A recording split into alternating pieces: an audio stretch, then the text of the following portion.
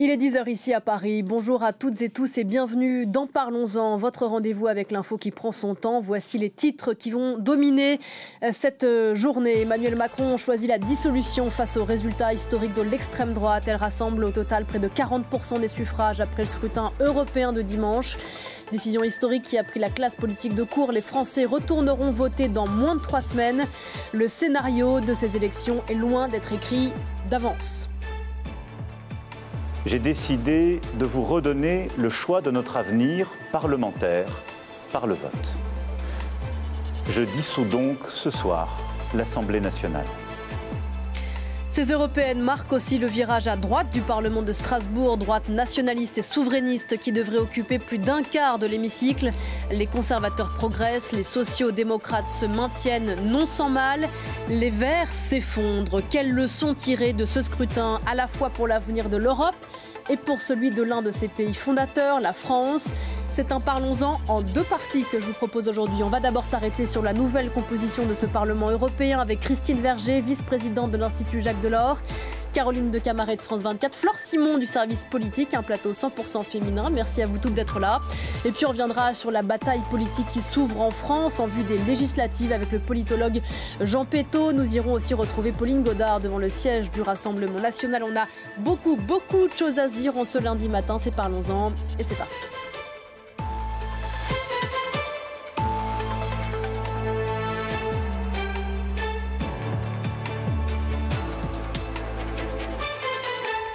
Pour revenir donc avec moi sur cette soirée électorale pour le moins mouvementée et pas qu'à Paris, et replacer aussi ces élections dans le contexte qui est le leur, l'Europe, car depuis hier soir ici en France, la décision d'Emmanuel Macron de dissoudre le Parlement a éclipsé quelque peu les résultats de ce scrutin majeur dont il faut retenir ce matin plusieurs enseignements.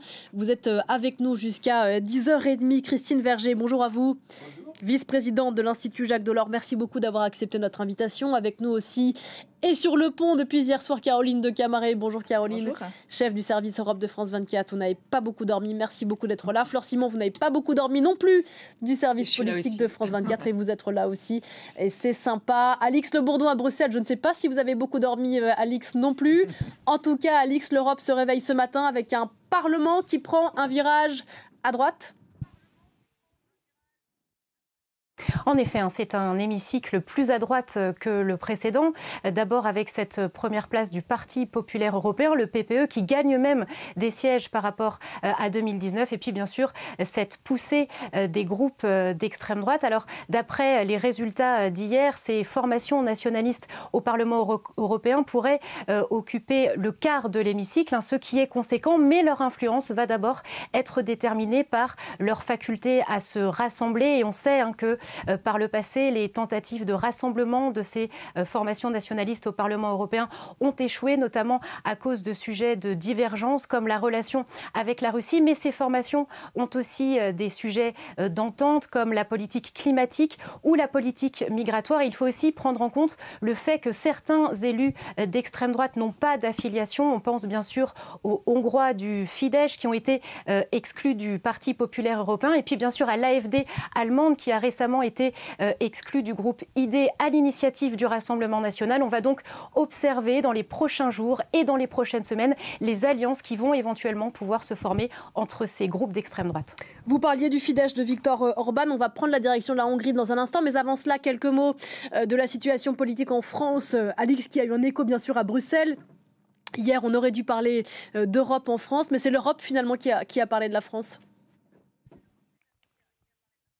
Mais en effet, un tel score de l'extrême droite dans la deuxième économie de la zone euro, suivi de cette décision de dissoudre l'Assemblée nationale, évidemment, ça génère pas mal de commentaires ici à Bruxelles, d'autant que le Rassemblement national devrait envoyer à Strasbourg une délégation de plus de 30 eurodéputés. Ce sera a priori plus même que la CDU-CSU allemande. Ce sera en fait la plus grande délégation d'extrême droite de l'histoire des institutions européennes après les 25 eurodéputés du parti polonais Droit et Justice en 2019. Alors, ces résultats devraient donner évidemment du poids au Rassemblement national dans ces négociations pour d'éventuelles alliances. Vous savez que depuis plusieurs mois, Marine Le Pen appelle à un rassemblement du groupe ID avec ECR, dirigé par le parti post-fasciste Fratelli d'Italia de Giorgia Meloni. Mais pour le moment, la présidente du Conseil italien n'a pas dévoilé sa stratégie en matière d'alliance. Et finalement, ce poids du Rassemblement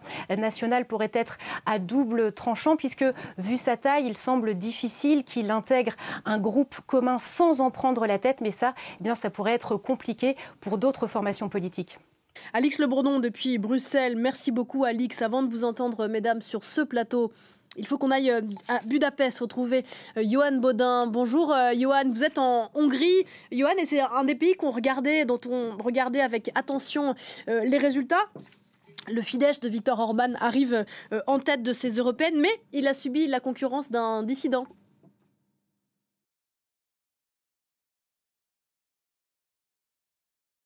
Droite, le Fidesz, le parti de Viktor Orban, totalise 44% des voix. Il s'agit de son score le plus bas aux élections européennes. En comparaison, en 2019, eh bien, il avait fait 52%. Faut-il y voir une lassitude des Hongrois face à la stratégie de la peur à outrance qui a été le thème de campagne ici ces dernières semaines, ou bien une lassitude face à la machine de propagande qui a été lancée à plein régime durant cette campagne. Il s'agit d'un recul toutefois à nuancer. Le parti au pouvoir, le Fidesz de Viktor Orban, reste le premier parti du pays. Le Fidesz va envoyer 11 eurodéputés sur les 21 membres de la délégation hongroise. Il confirme également, le Fidesz confirme également son ancrage au niveau local. Viktor Orban a pris la parole tard hier soir pour affirmer qu'il s'agissait d'une victoire et a mis en avant le fait que le Fidesz conserve une trentaine de municipalités importantes ici en Hongrie, puisque ces élections européennes étaient couplées avec des élections locales. La surprise vient surtout d'un homme totalement inconnu du grand public. Il s'agit de Péter Magyar, un homme de 43 ans, un cacique du Fidesz qui a fait défection il y a plusieurs mois pour faire cavalier seul.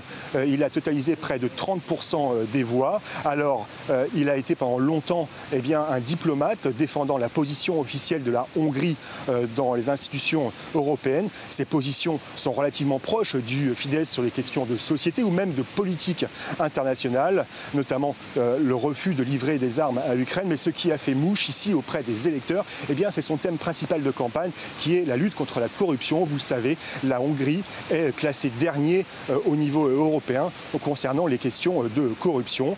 Et également, ce qui aurait pu mobiliser l'électorat, c'est la relation nouvelle qu'il souhaite instituer avec ses partenaires européens. Il souhaite une relation critique mais constructive, rejoindre le parquet anticorruption européen, en finir avec la querelle sur l'état de droit, notamment surtout pour pouvoir obtenir le dégel des fameux fonds de cohésion, ces 20 milliards d'euros qui sont bloqués par Bruxelles, indispensables au pays. Enfin, ici, on peut constater aussi un effondrement quasiment complet des partis traditionnels d'opposition, que ce soit le centre, la gauche ou les Verts. Et pour résumer, 75% des Hongrois ont voté ici pour ces élections, soit pour la droite conservatrice, soit pour l'extrême droite.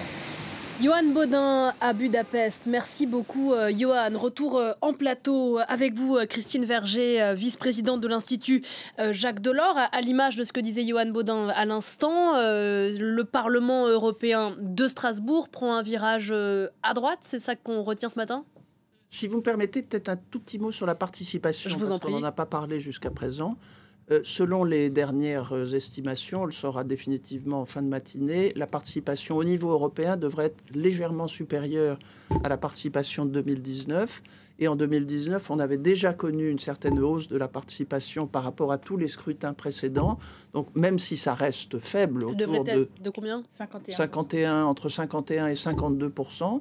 La dernière fois, c'était 50,66 au niveau européen. Alors évidemment, il y a des disparités très importantes entre les États membres. On vient de le voir, très forte participation en Hongrie, beaucoup plus faible participation dans d'autres pays. Mais c'est quand même une relative bonne nouvelle pour la démocratie et aussi pour la légitimité du Parlement européen. Parce que n'oublions pas qu'en France, aux dernières élections législatives, il y a eu aussi assez faible participation. Donc c'est plutôt une bonne nouvelle. La deuxième chose, c'est que le Parlement européen connaît une certaine stabilité suite à ces élections, parce que nous avons les deux grandes familles politiques que sont le PPE, c'est-à-dire la famille du centre-droit, et les socialistes et sociodémocrates, disons pour simplifier, la famille du centre-gauche, qui restent en tête au Parlement européen. Le PPE voit même probablement le nombre de sièges, quelques sièges, augmenter, ce qui n'était pas prévu par les sondages. Il était prévu une certaine stabilité, mais pas une augmentation. Il passerait de 178 à 184 membres. D'ailleurs, les députés hongrois de M. Magyar devraient rejoindre le PPE. Les socialistes perdent quelques sièges, mais grosso modo, ce sont les deux familles politiques dominantes et qui le restent au niveau européen. La troisième famille politique qui avait émergé en 2019 suite à la perte de la majorité absolue des deux précédentes, le groupe Renew, dans lequel se trouve le parti du président de la République, perd un certain nombre de sièges, une vingtaine, probablement. Mais si on additionne les sièges de ces trois familles politiques qui ont l'habitude, sur les grands textes législatifs, de travailler ensemble au Parlement européen, ils sont à un peu plus de 400 députés, ce qui fait 400 sur 720, une majorité qui pourrait permettre à Mme van der Leyen, si elle est proposée par le Conseil européen, de rester présidente de la Commission. On va y revenir. Est-ce que, Caroline, ça veut dire que l'extrême droite européenne, dans son ensemble, n'a pas tout à fait réussi son pari ? Alors, l'extrême droite européenne, en fait, les extrêmes droites européennes, elle est clairement en hausse, hein, il faut dire la vérité. Le groupe ECR, avec 73 députés, effectivement, est porté par une Giorgia Meloni qui a fait de très bons scores, effectivement, en Italie. Le groupe ID gonfle aussi, et donc tout ce groupe-là est en effet gonflé. Le groupe ID qui est le groupe auquel appartient le Rassemblement national. Auquel appartient le Rassemblement national, mais n'appartient plus, par exemple, un parti comme Alternative für Deutschland en Allemagne, qui a fait aussi des bons scores et qui, lui, est rangé chez les non-inscrits. Il faut se méfier de ces non-inscrits qui comptent aussi les troupes de Viktor Orban. 45 eurodéputés. En effet, on additionne tout cela. On est presque, en tout cas, à plus de 20% de l'hémicycle, peut-être même à 25% si... le vrai problème de cette droite extrême, c'est qu'elle est incapable de s'allier, en fait. Il y a incompatibilité sur plein de sujets. Alors, expliquez-nous, par exemple, un sujet sur lequel... parce qu'on a du mal à comprendre pourquoi est-ce que ces extrêmes droites européennes ne parviennent pas effectivement à monter un groupe commun comme le PPE si ou Renew. Typiquement le cas de l'Ukraine, qui est un gros sujet quand même dans ces élections européennes. On voit bien qu'une Giorgia Meloni s'est alignée totalement sur les positions du Conseil européen de plein soutien à l'Ukraine. Dans le groupe ID, Identité et Démocratie, il y a la Ligue, par exemple, qui est un parti qui est en alliance avec elle au gouvernement, mais qui est beaucoup plus sceptique sur la nécessité de poursuivre et surtout sur l'adhésion de l'Ukraine à l'Union européenne dans le futur. Et il y a quand même des partis beaucoup plus pro-russes, à la fois dans ces groupes, par exemple dans le groupe des non-inscrits, le parti de Viktor Orban, clairement, sans cesse, bloque les rallonges budgétaires en direction de l'Ukraine. Donc déjà, sur ce sujet-là, de la question du souverainisme par rapport à la Russie, etc., ils sont dans une confusion la plus totale et en tout cas dans des positions très tendues. Puis même sur des questions économiques, en fait, il n'y a pas du tout les mêmes visions ni sociétale, si on parle par exemple d'un Geert Wilders aux Pays-Bas, sur les questions sociétales, il est très éloigné même d'une Giorgia Meloni qui est beaucoup plus arc-boutée sur les questions de genre, les questions de femmes, etc.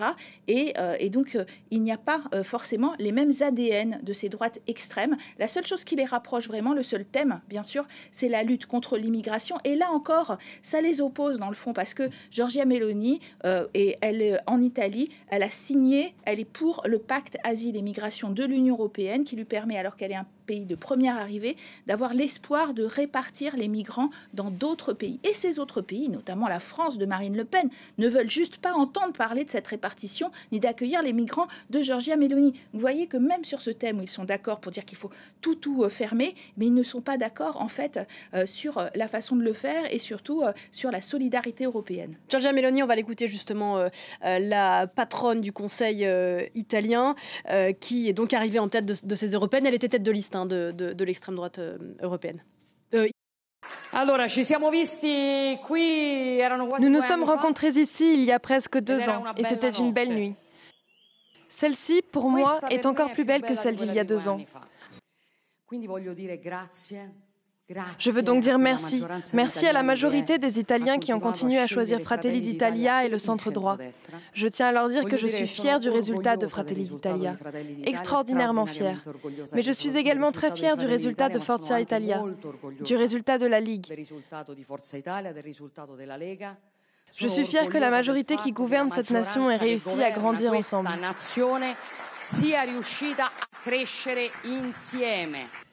Flore Simon, belle nuit pour Fratelli d'Italia en Italie. Belle nuit, on le disait, pour le Rassemblement national qui va envoyer une trentaine d'eurodéputés à Strasbourg. Ouais, l'extrême droite extrêmement haute en France ici, puisque si on additionne les voix de l'extrême droite et les voix de Reconquête qui ont fait 31,2% pour le RN et 5%, 5,5% pour Reconquête. Ça fait quand même 35 députés en tout qui sont envoyés au Parlement européen. C'est donc la délégation la plus importante qui sera envoyée au Parlement européen, l'extrême droite française. Alors comme le disait Caroline, ça leur permet de peser pour éventuellement des alliances, sauf qu'on voit que c'est très très compliqué. À la limite, je parle sous le regard de Caroline, mais la seule chose sur laquelle ils pourraient éventuellement s'entendre, c'est le climat. C'est tous des groupes plutôt climato-sceptiques dans l'ensemble qui ne veulent pas, par exemple, le RN ici en France. Ils refusent la voiture thermique en 2035. L'interdiction de la voiture thermique en 2035. Et le Premier ministre polonais, il a réagi d'ailleurs à cette victoire ici en France de l'extrême droite en évoquant la terrible tristesse à Paris, c'est dire comment ressentent certains pro-européens ici en Europe. Je trouve que la phrase parle d'elle-même.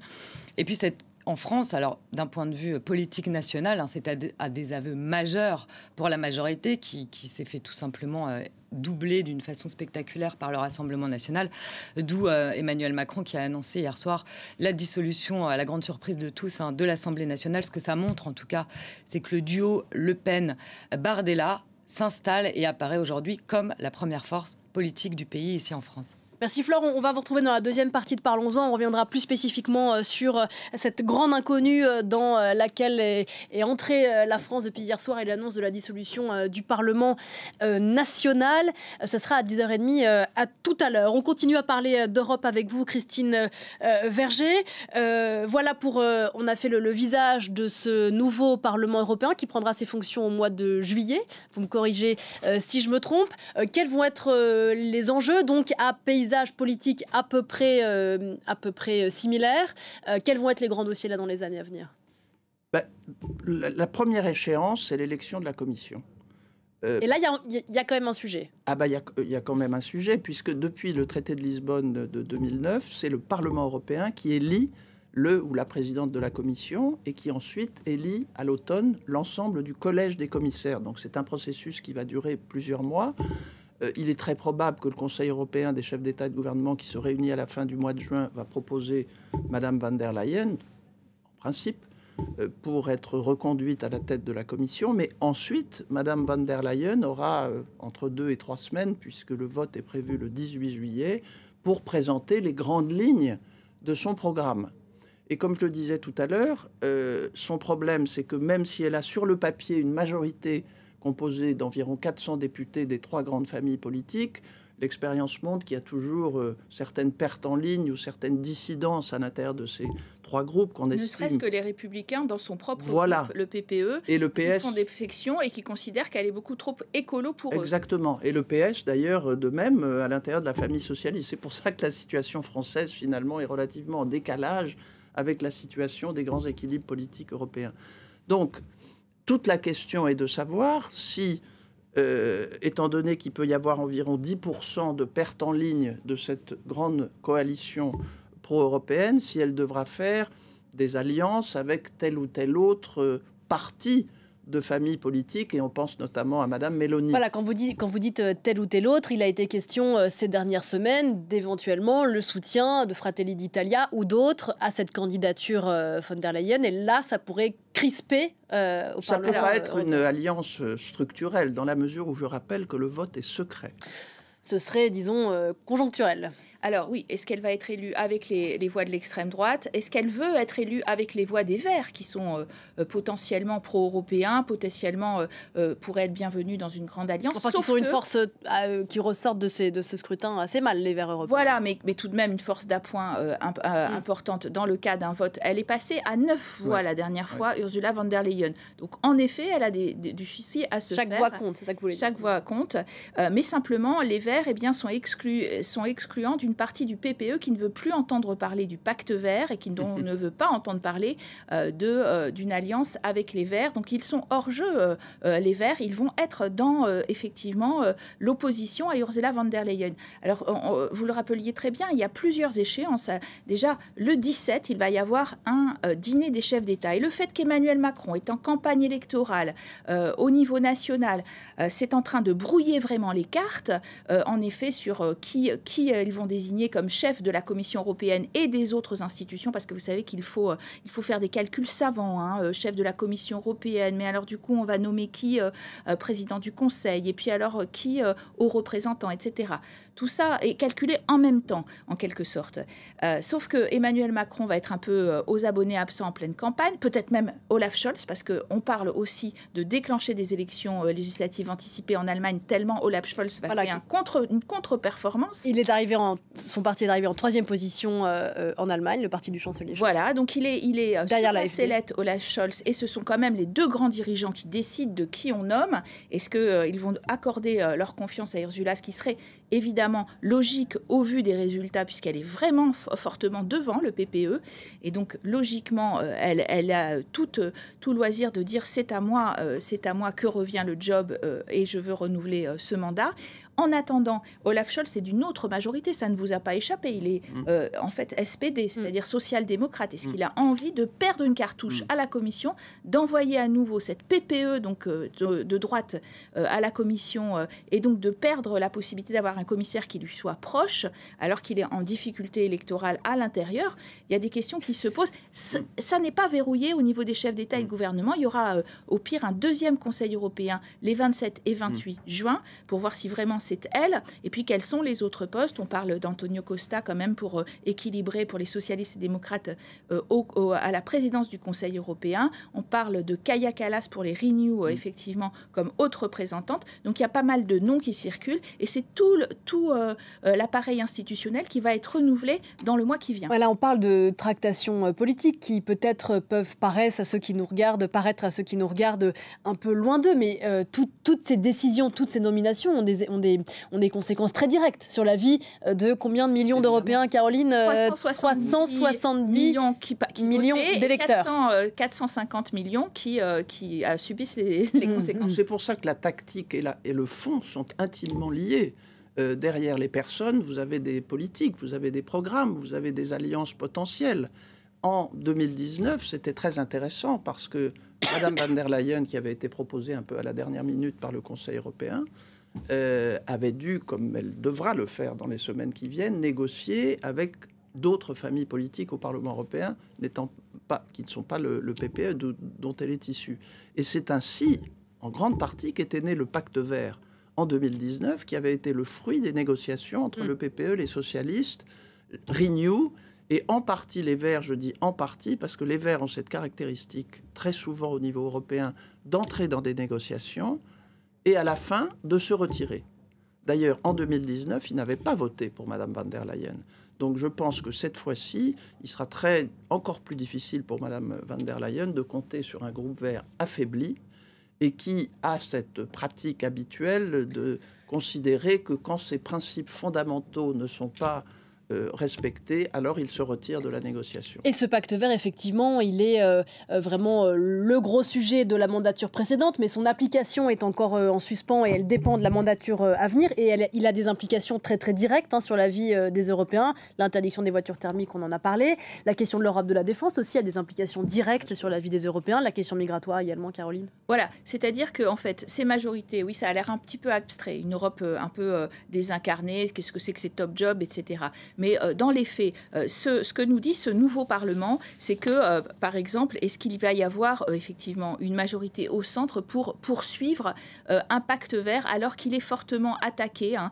C'est une 50aine de lois, on en a passé la moitié, mais les derniers mois, eh bien, tout a été, beaucoup ont été suspendus. La question des emballages, de la restauration de la nature, vidée de leur sens par une droite donc du PPE, alliée à la droite extrême, pour voter systématiquement contre les textes du pacte vert. Il reste évidemment, je vous le disais, une vingtaine de textes à passer dans la mandature suivante, mais qui pourraient rester sous le boiseau. Et en tout cas, c'est ce que souhaite la droite qui a voté pour Ursula von der Leyen aujourd'hui. Donc ça, c'est une première implication. Et puis, il y a, vous l'avez dit, les questions, par exemple, de la défense. Hein. La défense européenne, est-ce que ce Parti populaire européen, appuyé sur Renew, qui insiste beaucoup sur une défense, une autonomie stratégique, etc., va pouvoir avancer dans ce sens-là? Est-ce qu'il s'en sera empêché par une extrême droite qui sera très présente dans ce débat et qui souhaite que tout reste très national et qu'il n'y ait pas effectivement d'efforts et encore moins d'emprunts en commun pour avoir une Europe de la défense qui progresse? Donc ça nous concerne aussi.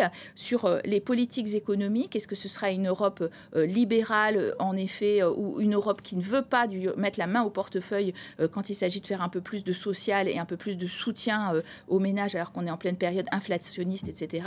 Tout ça dépend effectivement de la majorité qui est constituée aujourd'hui. Christine Verger, le temps passe vite. On a dit ces élections européennes qu'elles étaient parmi les plus importantes depuis qu'on vote ainsi pour les eurodéputés. Vous partagez cette analyse? Oui, évidemment. La situation est très grave et très complexe au niveau européen, si ce n'est au niveau mondial. Et des majorités qui vont se dégager au Parlement européen dépendent évidemment, puisque le Parlement européen a beaucoup de pouvoirs législatifs en particulier, dépendent de l'avenir en partie de l'Union européenne. Et de l'Ukraine. Et de l'Ukraine. Et il n'y a pas que le Parlement européen, évidemment. Le Conseil européen et le Conseil des ministres jouent un rôle très important, puisque il y a un certain nombre de sujets, il faut bien le dire, qui sont traités à ce niveau-là et moins au niveau du Parlement européen. Et de ce point de vue-là, je pense que l'affaiblissement à la fois du président de la République française et du chancelier allemand peuvent avoir des conséquences imprévisibles, disons, pas tant au Parlement européen, mais plutôt au Conseil européen, avec un moteur franco-allemand relativement affaibli suite à ces élections. Et vous évoquiez, Caroline, tout à l'heure, l'éventualité d'une dissolution également en Allemagne. Merci infiniment à toutes les deux d'être venues ce matin sur ce plateau. Christine Verger, vice-présidente de l'Institut Jacques Delors. Merci encore, Caroline. Merci beaucoup. On va consacrer la deuxième partie de cette discussion à la situation en France, qui aura, on l'a dit à l'instant, des répercussions en Europe. C'est la suite de Parlons-en. À tout de suite.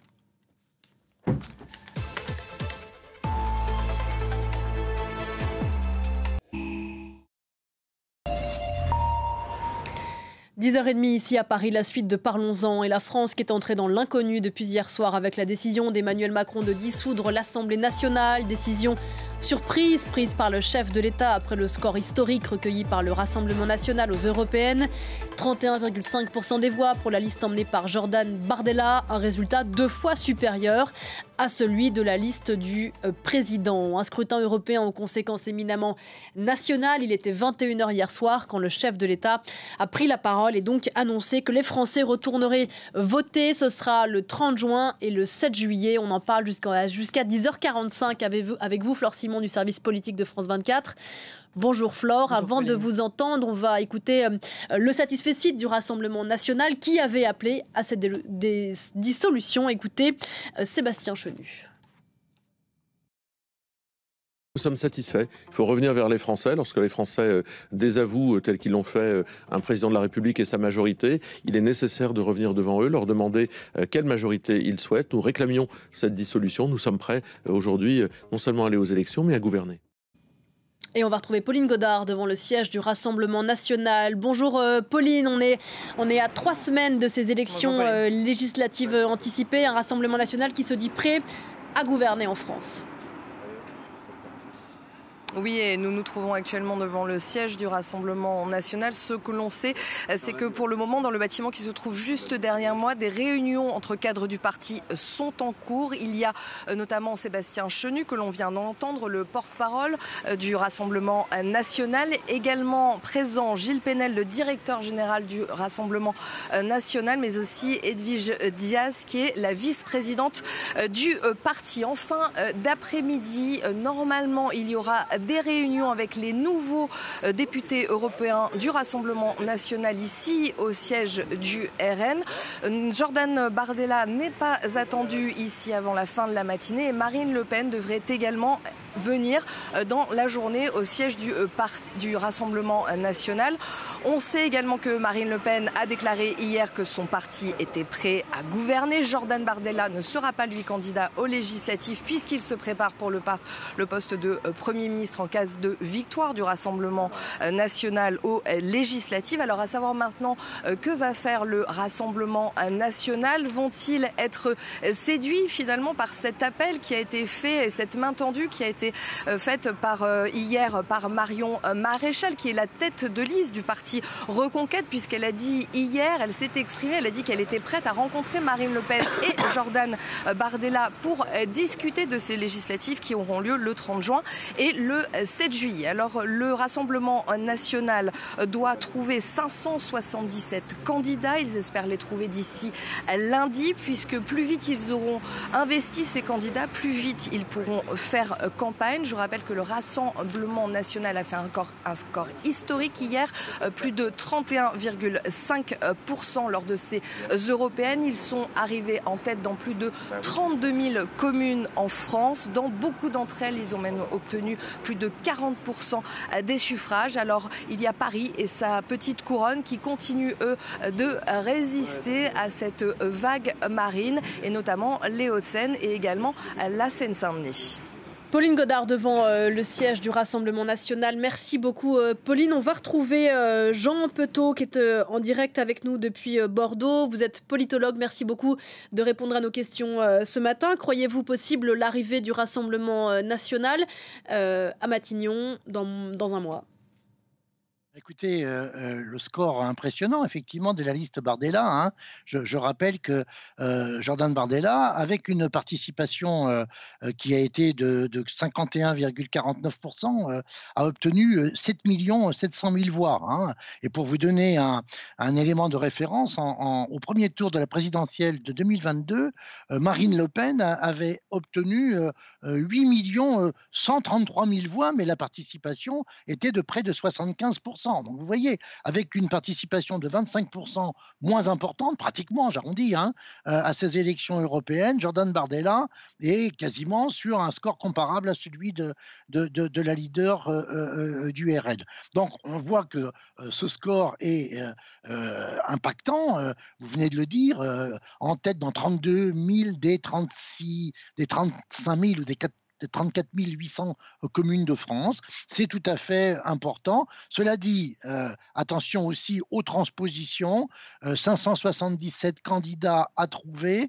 Faut les trouver. Alors, ils ont déjà l'expérience de 2022, avec sans doute une participation électorale qui sera bien plus importante à ces élections législatives du 30 juin et du 7 juillet, compte tenu de la dramatisation qu'a imposée, en quelque sorte, Emmanuel Macron, le président de la République, par sa décision survenue hier soir, enfin connue hier soir, et deuxièmement, aussi par le fait que la participation des législatives aux législatives de juin 22 a été très faible consécutivement à la présidentielle qui a eu lieu 5 ou 6 semaines auparavant. Plus forte participation aux législatives, ça veut dire en particulier beaucoup plus de triangulaires, voire de quadrangulaires au soir du premier tour pour le deuxième tour. Et ça veut donc dire aussi une incertitude bien plus forte.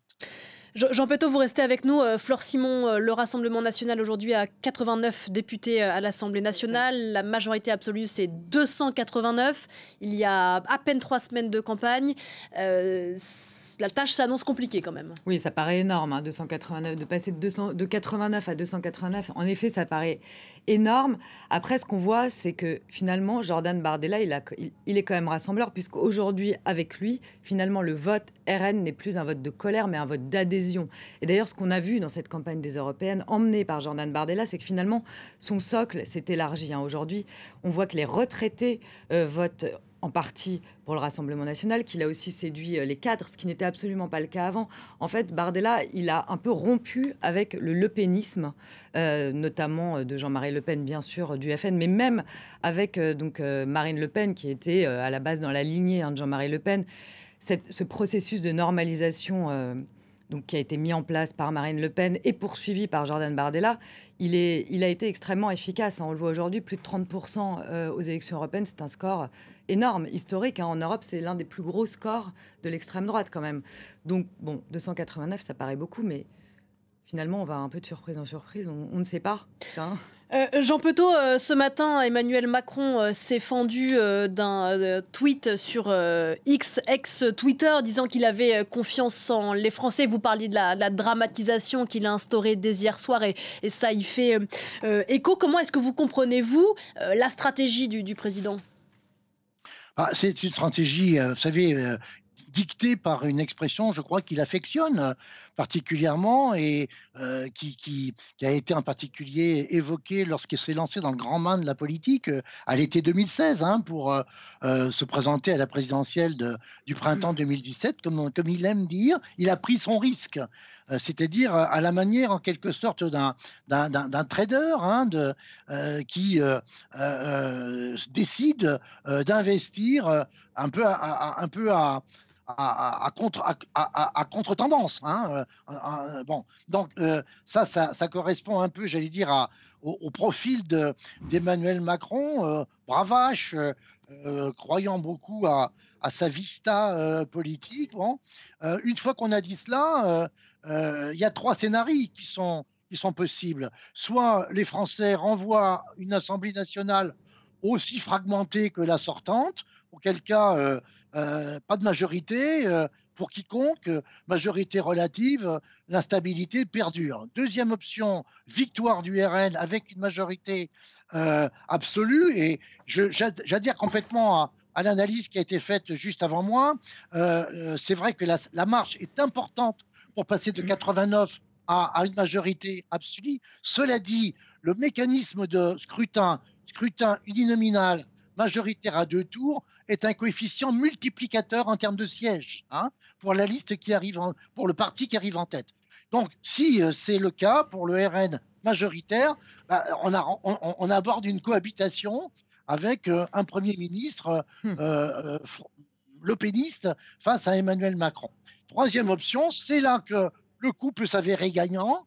Mobilisation forte des Français, le bloc qui s'est effrité et qui était le noyau dur de l'électorat Macron à la présidentielle de 22 se reforme derrière lui. Autrement dit, les plus de 60 ans, les cadres, les CSP+, et à ce moment-là, il aura renversé la table à son profit, avec une majorité qui sera plus relative, mais absolue pour la coalition gouvernementale. Et puis, Flore, Jean Petot, vous restez avec nous. Il faut parler de l'opposition qui se met en ordre de bataille, la gauche notamment, dont certains des dirigeants croient à l'union. Oui, plusieurs à gauche appellent depuis hier soir, à se mobiliser, à former une grande union. Donc on imagine bien, ça va être compliqué de refaire une NUP, évidemment, mais en tout cas, c'est vrai qu'on a entendu encore ce matin Olivier Faure, le premier secrétaire du Parti socialiste, qui appelait aussi à cette mobilisation, après François Ruffin. On va d'ailleurs écouter Manon Aubry, qui va donc dans cette droite ligne d'une grande coalition à gauche. Écoutez-la. Et je souhaite qu'on puisse avoir une stratégie qui soit la plus rassembleuse possible sur un cap et un programme qui est clair. La question qui est posée, c'est pas avec ou sans Jean-Luc Mélenchon. C'est un peu la question posée par Raphaël Glucksmann quand même. Non, enfin, moi j'ai compris de la campagne de Raphaël Glucksmann que son problème c'était davantage la France insoumise et finalement peu importe qui était le représentant. Et moi franchement, on va pas repartir dans une cour d'école qui serait absolument pas à la hauteur. On n'a pas le temps. On va pas laisser l'extrême droite au pouvoir. Alors, ce qui va être compliqué dans cette grande coalition à gauche, c'est évidemment de la refaire avec les Insoumis et Jean-Luc Mélenchon, parce qu'on a vu pendant toute la campagne des Européennes, Raphaël Glucksmann, la tête de liste pour le PS, qui est arrivé d'ailleurs en 3e position avec un score assez haut, qui a en fait passé quasiment toute sa campagne à vouloir se démarquer des Insoumis et de leur leader Jean-Luc Mélenchon. Les attaques ont même été parfois extrêmement violentes. Les Insoumis ont un peu passé leur campagne à vouloir attaquer Raphaël Glucksmann pour essayer de le faire baisser dans les sondages. Donc ça paraît compliqué, après cette victoire du PS aux européennes, de tout à coup refaire une coalition où les Insoumis auraient un peu la main, puisque c'était le cas lors de la NUP. Vous imaginez que Olivier Faure, le premier secrétaire du PS, il soutenait, car on l'a vu pendant toute la campagne de Raphaël Glucksmann. Donc est-ce qu'il pourrait retourner un peu comme avant dans cette coalition de gauche? D'ailleurs, on ne parle plus de NUP. Aujourd'hui, la gauche parle d'une coalition de gauche. Donc bon, on va voir en quoi elle va consister.